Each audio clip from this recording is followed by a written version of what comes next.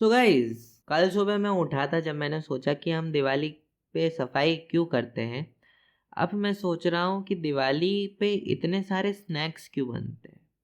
यानी साल में तुम कभी भी बना सकते हो ना, तो दिवाली पे ही क्यों, स्पेसिफिकली दिवाली पे ही क्यों इतनी मिठाइयाँ, इतने फरसान, इतने स्नैक्स, इतनी चकली, खुरमे, मिठाई, शक्करपारे क्यों बनाए जा रहे हैं भाई। साल भर क्या हो गया, साल में और कभी तो नहीं बनाते, दिवाली पे एकदम लग जाते हो भाई, बनाओ बनाओ बनाओ।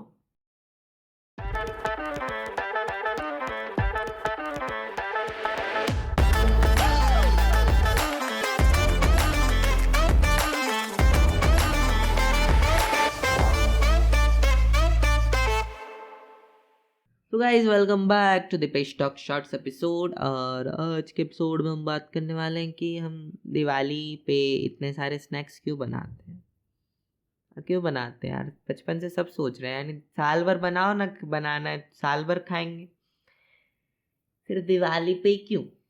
तो देखो, सबसे पहले स्नैक्स में क्या क्या बनता है, तो देखो मीठा बनता है, मीठे में उसके बाद बहुत सारे अलग अलग स्पाइसी स्नैक्स बनते हैं जो आप ऐसे छोटी मोटी भूख के लिए खा सकते हैं। छोटी मोटी भूख, तो शाम की या फिर रात को कभी आपको इससे बहुत मन कर रहा है कि ये खा ले, खा ले, खा ले, खा ले, खा ले, खा ले, नहीं खाना, खा ले, नहीं खा ले, ऐसा उस टाइम के लिए कि हम घर पे बनाएंगे, टेस्टी चीज़ बनाएंगे, अच्छी घर पे रहेगी तो वो सेफ भी रहेगी।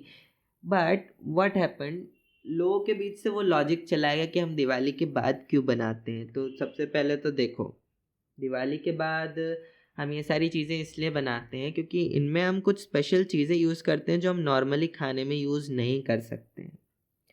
जैसे कुछ मसाले होते हैं, बहुत सारा घी होता है, या फिर कोल्ड प्रेस्ड ऑयल्स यूज़ होते थे पहले के टाइम में, जो सरसों के या फिर तिल का तेल यूज़ करते हैं।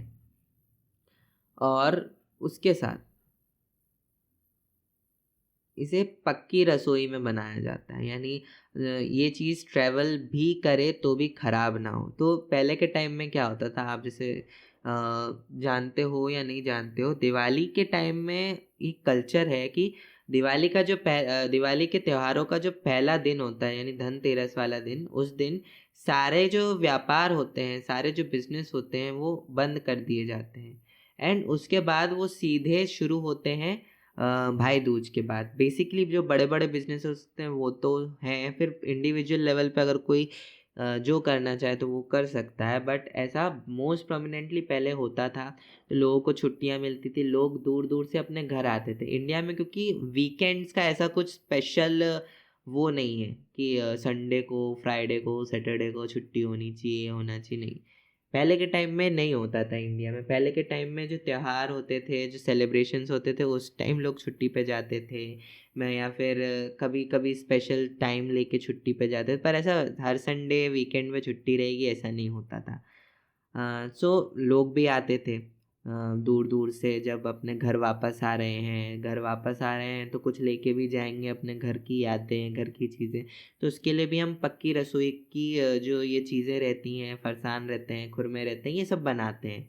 पक्की रसोई वो होती है, यानी जब आप उसको ऑयल फ्राई करते हो और कुछ इस तरीके से बनाते हो कि वो चीज़ ट्रैवलिंग के लिए अच्छी रहे, वो ट्रैवलिंग के टाइम ख़राब नहीं होनी चाहिए। जैसे अगर आप दाल चावल बनाओगे तो ट्रैवल करते करते वो ख़राब हो जाएगी, क्योंकि जब आप ट्रैवल करते हो ना, तो एक जगह से दूसरी जगह जाने में क्लाइमेट एंड दूसरे जो एटमॉस्फेरिकल वेदर वगैरह जो फैक्टर्स होते हैं, वो चीज़ें इन चीज़ों को जल्दी ख़राब कर देती हैं। बट जो पक्की रसोई होती है उसको नहीं कर पाती हैं चीज़ें जल्दी इफ़ेक्ट, इसलिए ये बनाया जाता है। एंड सेकेंडली, हम इसमें यूज़ करते हैं स्पेसिफिकली ढेर सारी अलग अलग तरीके की स्पाइसेस में जैसे कई चीज़ों में लौंग, यानी मसालों में लौंग, काली मिर्ची, सौंठ, अजवाइन, जीरा, सौंफ, और फिर उसके बाद बहुत सारे अलग अलग मसाले होते हैं, तुम्हें पता नहीं होंगे। नाम तो मैं लेना भी नहीं चाहूँगा, जैसे बहुत सारे होते हैं, जैसे चक्रफूल होता है, उसके बाद तिल होता है, खसखस होती है, ये सारी ढेर सारी चीज़ें और मसाले होते हैं जो हम यूज़ करते हैं।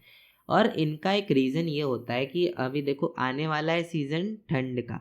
जो ठंड का सीज़न होता है, आयुर्वेद के हिसाब से दिस इज़ कफ इंक्रीजिंग, यानी इस सीज़न में प्रोमिनेंट जो दोष होता है त्रिदोष में से, वो होता है कफ। कफ मतलब आपकी बॉडी में जो लिक्विड फ्लूइड्स होते हैं, जो लिपिड्स होते हैं, वो थोड़े हार्ड हो जाते हैं आपके, यानी आपके गले में जो ये कफ जो म्यूकस बनता है वो भी थोड़ा हार्ड होने लगती है, लुब्रिकेशन जो होती है वो टाइट होने लगती है। आपकी बॉडी में टेम्परेचर्स कम होने के चांस बढ़ जाते हैं। जब टेम्परेचर कम होने के चांस बढ़ जाते हैं तो हमें कुछ ऐसी चीज़ें चाहिए रहती हैं जो हमारी बॉडी में वो चीज़ें प्रोवाइड कर सकें नेचुरल तौर पे, क्योंकि आपको सन उतना नहीं देखने को मिलेगा।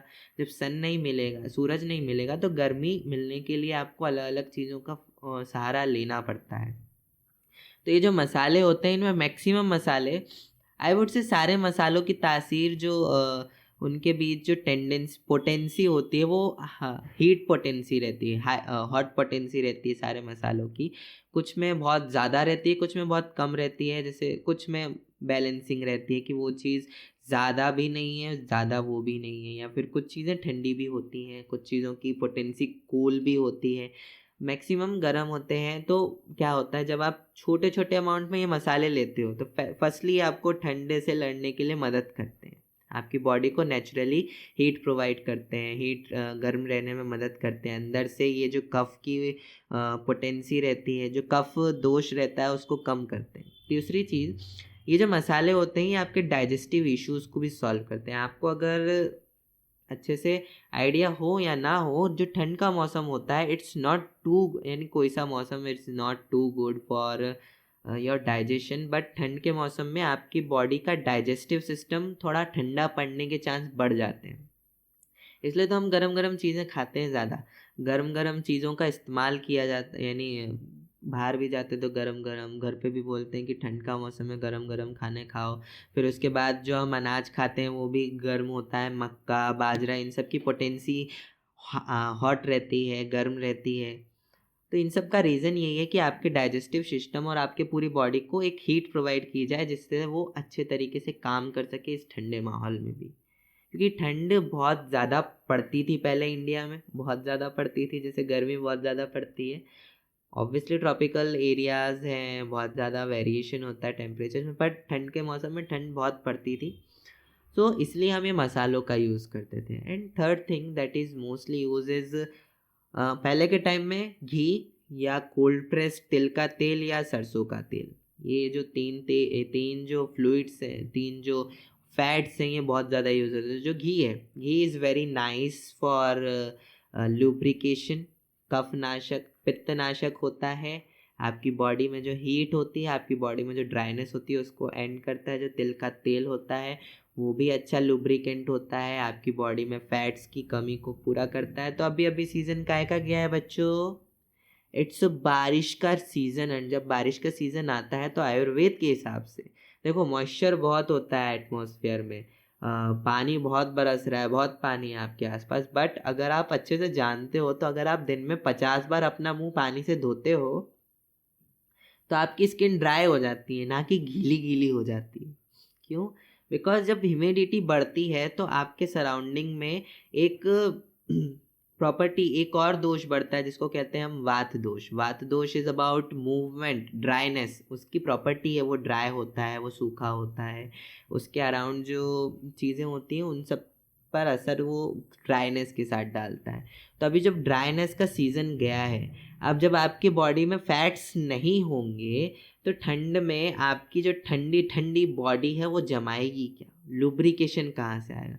यानी कफ में तो ऐसा ठीक है कि आपकी बॉडी में लुब्रिकेंट है तो वो टाइट हो जाता है, वो थोड़ा उसमें थोड़ी सी टाइटनेस आ जाती है, रफनेस आ जाती है। बट जब आपकी बॉडी में वो रहेगा ही नहीं, वो चीज़ है ही नहीं, तो उसके बाद आपकी बॉडी में दर्द शुरू हो जाएगा। तो ठंड के मौसम में, बारिश के मौसम में और ठंड के मौसम में लोगों के जोड़ों में और हड्डियों में बहुत दर्द होता है।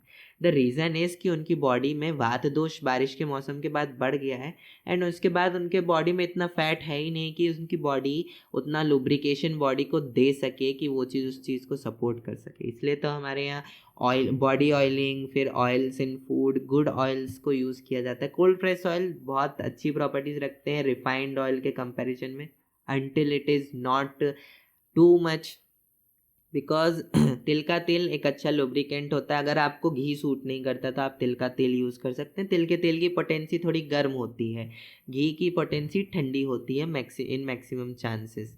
तो ये आपकी बॉडी में एक लुब्रिकेशन देते हैं, आपकी बॉडी में जो वात दोष की वजह से प्रॉब्लम्स आई हैं उन्हें कम करते हैं ना। आप थोड़े-थोड़े डोज़ रोज़ लेते हो, जब थोड़ा-थोड़ा रोज़ खाते हो तो थोड़ा-थोड़ा डोज़ में सब आपकी बॉडी में जाता है, तो सब कॉम्बिनेशनली आपकी बॉडी को आने वाले सीज़न के लिए पूरी तरीके से तैयार कर देता है। एंड दैट्स व्हाई हम इतने सारे स्नैक्स बनाते हैं दिवाली पे।